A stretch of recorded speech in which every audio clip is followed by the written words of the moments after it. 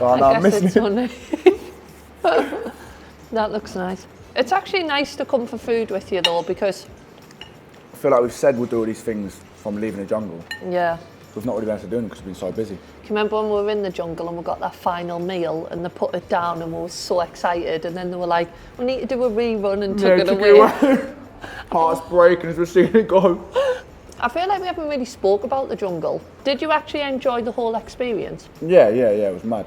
It was quite daunting. You got people like massive names in there, and I'm just there like, you right, straight off the back of uni. I did feel really like anxious just being in there. I think what helped me was though, like as soon as I kind of started talking to you, I think I remember saying, I'm feeling like this about being in here, and you were feeling the same. Yeah. And then I was like, oh, it's okay to feel like that. And like having someone else that feels exactly the same, or even just talking about it, getting off your chest, felt so much better. You always think like you're the only one feeling like that. Yeah. I reckon if you spoke to probably 99% of people, they've definitely experienced just like that anxiety. And the thing is with anxiety as well, it's like a scale. Like you can have like little bits of anxiety or like massive anxiety. And everyone deals with that scale in different sort of ways. Yeah. So talking about it helps so much. So yeah, I felt like if you didn't go out for a trial or a challenge, you had like 16 hours to kill in the day. So I remember being like, right, I'll get up, have breakfast, and then like go in the cold water, wake myself up, and then just keep trying to like have that routine, because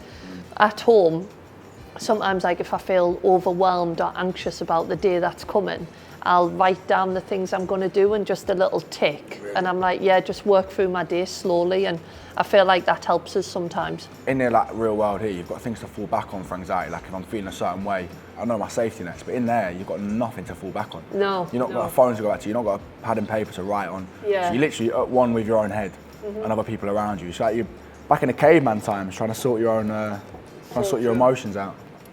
Well, I'm looking forward to the main course. That's unreal. It's nice, isn't it? It's like crispy garlic bread. Crispy, juicy, lovely.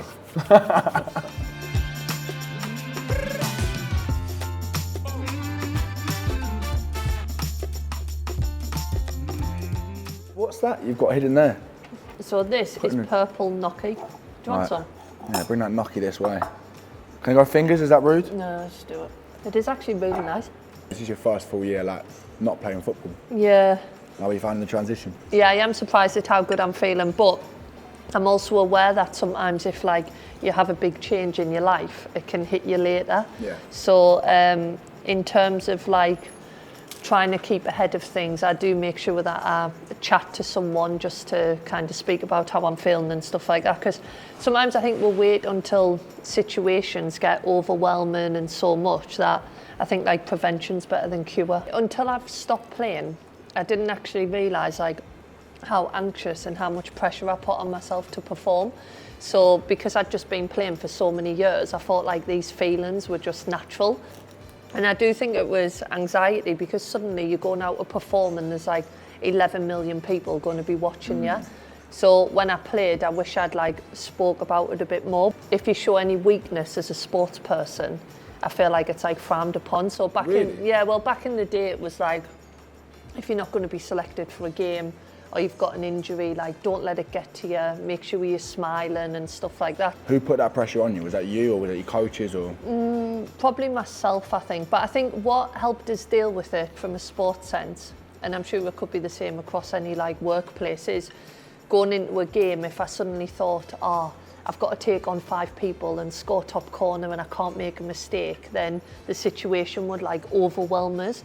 But if I focused on what I knew I was good at and what I could bring to the team, then I had confidence then in what I could bring, and the situation just seemed a lot less overwhelming.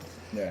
With these things where you've got to be light in football, you've got to be very creative. I feel like you can't let yourself be creative unless you're confident, unless you're feeling your best sort of self. Yeah. You see so many footballers who used to be at this certain level, like destined for the stars, and then something happens and they're not performing to how they used to be. Because mentally something's happened, there's something in the way there. There's such a stigma around speaking to someone, like people think that if you speak to someone then you've got to have something wrong with you. Yeah. But in actual fact, like, you can feel all right, you can feel sound, and speaking to someone, venting out anything that's going wrong, just saying how you process things, saying what things you deal with and how your emotions cope with different things. It is nice just to come out, have food, isn't it, and just chat, because I'll come away from this chat today and I just feel like a really good energy and it like sets us up for the day or for my week, and I'm like, oh, I had a really nice dinner with Owen or one of your mates. Yeah. So yeah. Yeah, definitely. Up your game.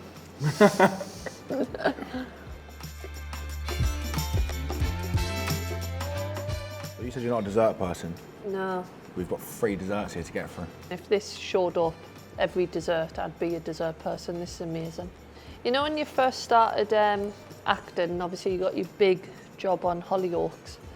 How did you feel, like when you first got? Because you were only young, weren't you? I was 18. Yeah, I was so nervous. Well, people when I got there, audition actors that had been out there for time. It was my first paid job, but it's like quite daunting. Like, you don't know if what you're doing is right. You're sort of overthinking it. Did it ever like make you think about like stopping or not? Certain times. When we spoke at one time with the director, there was one line that he said I wasn't getting quite right.